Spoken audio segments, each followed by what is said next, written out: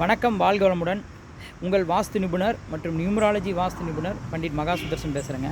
இப்போது உங்களுக்கு இந்த பதிவில் இப்போ நான் என்ன சொல்ல விரும்புகிறேன்னா, இப்போது உங்கள் வாழ்க்கையில் நீங்கள் உயர்ந்த நிலை அடையணும், உயர்ந்த லட்சியங்கள், உயர்ந்த நிலை அடையணுன்னா ஒவ்வொருத்தரும் இப்போது ஒரு சார்ட்டர்ட் அக்கௌண்டன்ட் ஆகணும், இல்லை ஒரு கவர்மெண்ட் வேலை கிடைக்கணும், இல்லை ஒரு பிஸ்னஸில் உயர்ந்த நிலைமைக்கு போகணும். இந்த மாதிரி ஒவ்வொருத்தருக்கும் ஒவ்வொரு உயர்ந்த லட்சியங்கள், உயர்ந்த ஆசைகள் இருக்கும். அப்படி இருக்கிறவங்க கண்டிப்பாக உங்கள் பேர் நியூமராலஜி பிரகாரம் இருக்குதான்னு பார்த்துக்கோங்க.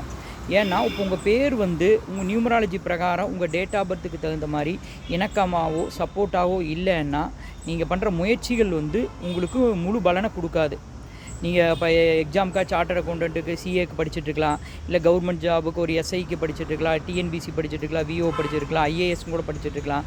இந்த மாதிரி எந்த ஒரு முயற்சிகள் பண்ணும்போதும் முழு பலன் நீங்கள் போடுற எஃபோர்ட் உங்களுக்கு முழு கான்சன்ட்ரேஷனோடு பண்ண முடியாது, உங்களுக்கு தடைகள் ஏற்படும். அதே உங்கள் பேர் நியூமராலஜி பிரகாரம் நீங்கள் மாற்றிக்கிட்டு அதுக்கப்புறம் இந்த முயற்சிகள் பண்ணும்போது நீங்கள் பண்ணுற முயற்சிகள் நல்லா நீங்கள் உங்கள் லட்சியத்தை நோக்கி போகிற மாதிரி ஒரே கான்சன்ட்ரேஷனோட நல்லா அதில் ரொம்ப ஆர்வமாக உங்களோட லட்சியத்தை கூடிய விரைவில் அடைய முடியும்.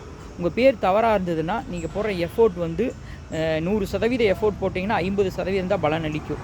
அதனால் இது பெரிய பெரிய எம்எல்ஏ, எம்பி, பெரிய பெரிய ரிச் பீப்புள்ஸு, பெரிய பெரிய சினிமா நடிகர்கள், வெற்றியடைஞ்சவங்க எல்லார் பேரும் பார்த்திங்கன்னா அந்த நியூமராலஜி பிரகாரம் இருக்கும். இப்போவே நம்ம சிஎம் பேர் எடுத்துட்டிங்கனாலே விஜய், அவர் 22ஆம் தேதி பிறந்துறாரு, 22/6/1974. அவர் பேர் பார்த்திங்கன்னா விஜய்ங்கிறது 100% நியூமராலஜி பிரகாரம் இருக்குது.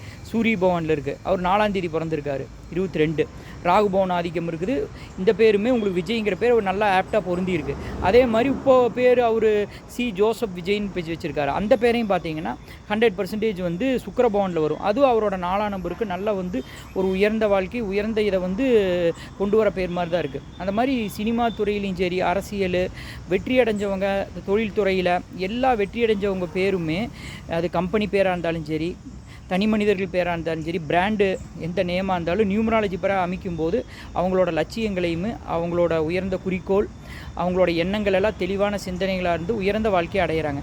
அதனால் நீங்கள் ஒரு பிஸ்னஸ் மேனு இல்லை எந்த ஒரு புது முயற்சி எதோ உங்கள் பேரை செக் பண்ணி கரெக்டாக இருக்கான்னு பார்த்துட்டு அதை நியூமராலஜி பிரகாரம் மாற்றி அதை பயன்படுத்தும் போது உயர்ந்த வாழ்க்கையை அடைய முடியும். நன்றி, வாழ்த்துக்கள், வாழ்க வளமுடன்.